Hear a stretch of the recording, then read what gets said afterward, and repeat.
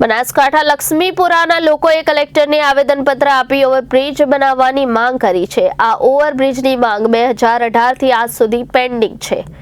બનાસકાંઠામાં લક્ષ્મીપુરાના લોકોએ કલેક્ટરને આવેદનપત્ર આપી ઓવરબ્રિજ બનાવવાની માંગ કરી છે। આ ઓવરબ્રિજની માંગ 2018માં કરવામાં આવી હતી, પરંતુ તે આજ સુધી પેન્ડિંગ છે। રાજકીય નેતાઓ અધિકારીઓને વચનો આપે છે, પણ આજ સુધી ઓવરબ્રિજની માંગ પૂર્ણ થઈ નથી।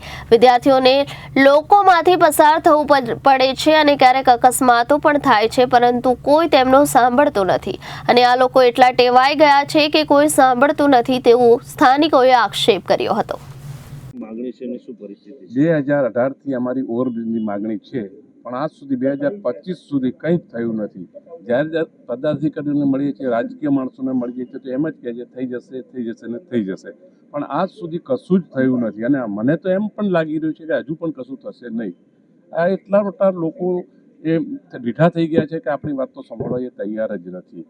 એટલે હું કહું છું કે 100% હવે આંદોલનના માર્ગે જવું પડશે, નહીંતર આપણી મતલબ માંગ પૂરી થશે નહીં। ખાસ કરીને જે વિદ્યાર્થી મિત્રો અહીંથી 25-30 હજાર પબ્લિક છે, એ વિદ્યાર્થી ત્યાંથી જતા હતા, ત્યાં આ ઓવરબ્રિજ પાલનપુરના શહેરમાંથી વચ્ચેથી જવું પડે છે। કોઈ વાર એક્સિડન્ટ કંઈ બને એ થાય એ પણ સરકાર દેખતી નથી કે શું જરૂરિયાત છે। ન જરૂરિયાત હોય તો ઓવરબ્રિજ બને છે, જો જરૂરિયાત છે તો ઓવરબ્રિજ બનતો નથી અને અધિકારીઓ તો કંઈ સાંભળતા જ નથી। હું એમ કહીશ 100% કહીશ। એટલે સરકાર જાગૃત થાય ને નહીં થાય તો પછી કંઈક આગળ વિચારવું પડશે।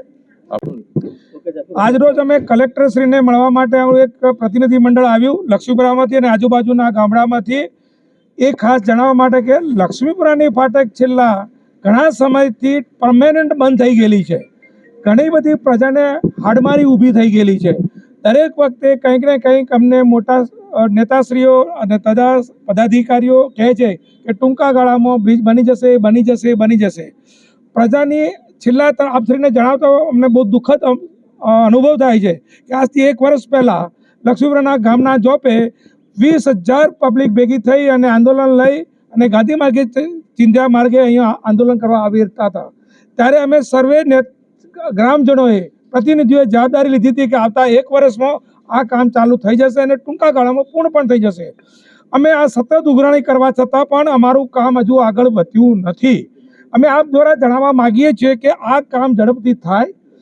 જે સત્તાધારી પક્ષો અથવા તો જેને જે કામ કરવાનું છે પદાધિકારીઓને અમારું કહેવું છે કે આ કામ ઝડપથી થવું જોઈએ અને પ્રજાની હાડમારી દૂર થવી જોઈએ। જુઓ, માણસને હંમેશા સહનશક્તિ પણ હોય છે, દરેકને સહનશક્તિની એક લિમિટ હોય છે। અમે કોઈ એવું નથી કહેતા કે અમે કોઈ હિંસક આંદોલન કરી નાખીએ કે આમ કરી નાખીએ આમ કરી નાખીએ, એ તો અમારો પાવર નથી।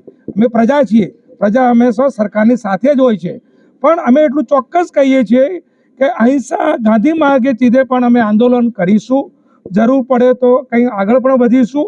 તો અમે અમારા સત્તાધિકારીને બધાને જણાવતો ખુશી પણ અનુભવીએ છીએ, દુઃખની લાગણી પણ અમને સાથે છે કે આ કામ ઝડપથી થાય અને જે કામ ટૂંકા ગાળામાં થશે તો પ્રજા આપની સાથે છે અને રહેશે ને રહેશે। ખૂબ ખૂબ અભિનંદન। Bureau report Janadesh news, Banaskantha.